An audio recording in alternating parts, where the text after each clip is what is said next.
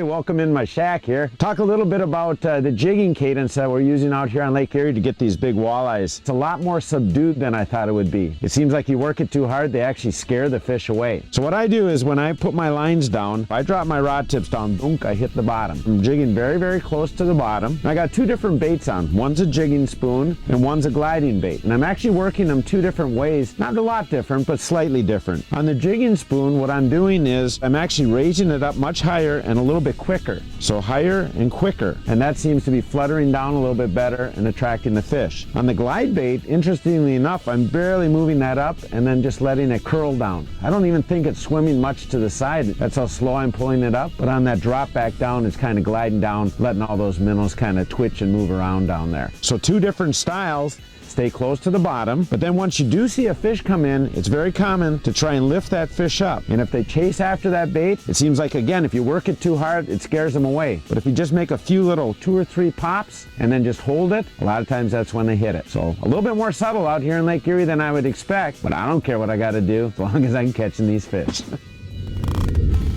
Cadence is proving to be everything. And combined with the on-screen scrolling and memory cache of Keith's and Ron's Lowrance units, they are able to entice even the pickiest of walleyes into playing ball. I got him. Ooh, this is a good fish. Almost wasn't holding on to the rod hard enough. Of course, in contrast, it's always a bonus when you get the fish that don't need any convincing, provided you can act quickly enough to keep them on the line. He just hammered it. I mean, pounded it. Nice rod bend here. Alrighty, ooh, there's a swivel. He's about 2 feet behind that. Ooh, there he is. Came cruising by. Come on, back up just a little, buddy. Back up just a little. Come on. Oh, there he is. Look at the size of this thing.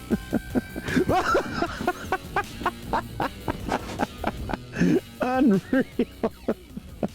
I mean, this is so much fun. Look at this guy. He's got a little bit of a sway back to him, or a humpback kind of deal to him.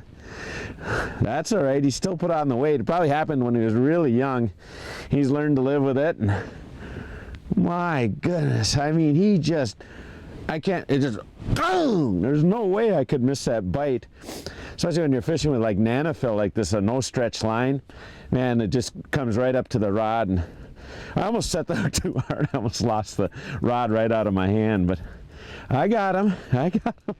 So I've always wanted to come out to Lake Erie ice fishing for big walleyes, but one of my concerns has always been safety out here. You know, Lake Erie just isn't known for very good ice. In fact, a lot of years it doesn't have any ice. So as I was planning this trip out here, there were a few things that I took into account and some equipment that I'm going to tell you about that'll actually help you be safer out on the ice, not only here on Lake Erie, but anywhere you ice fish. The first thing to consider is the type of vehicle you're going to come out here with. I prefer to use a snowmobile, and one of the main reasons I do that is because if you do encounter a small crack, you can easily go over it with a snowmobile. With something like a four-wheeler, it's very easy to dump your front tires in, then break the edge of the ice and turn into a real situation. So snowmobile is my choice.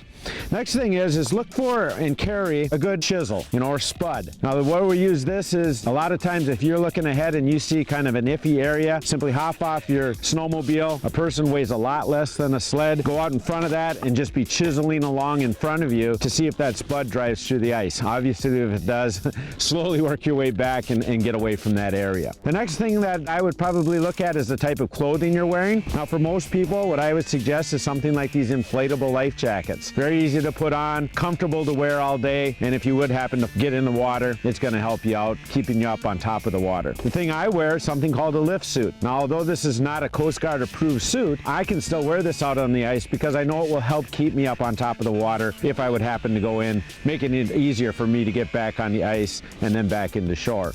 So the last thing we should look at is a kind of a cool piece of equipment. This is called a nebulous. What it is basically an inflatable raft. This raft is tethered down to the frame of this machine.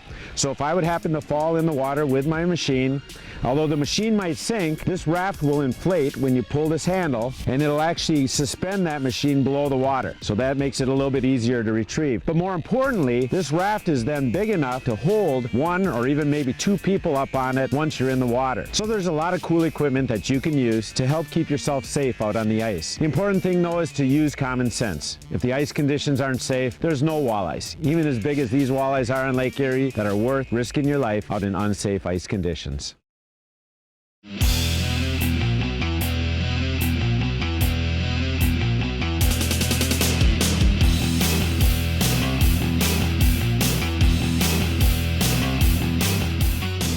topics, leading information, and tackle and techniques to make you a better angler. Presented by Mercury. In the larger deep feed boats for walleye fishing, the trend is going more and more to big fiberglass boats.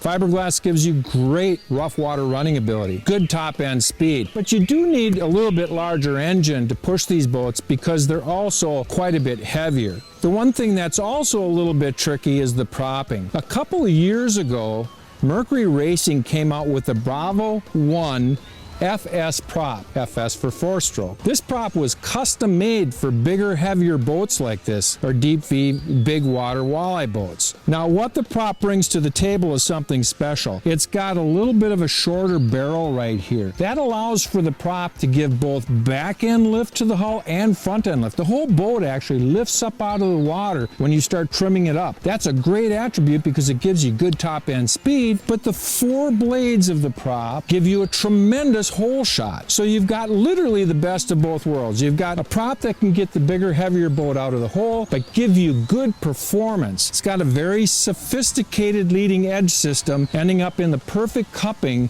to handle these heavier boats. Last year, Mercury came out with odd sizes too. So you've got the 19, 20, 21, and 22 pitch props that you can play with to really fine tune and zero in your rig for the ultimate in performance.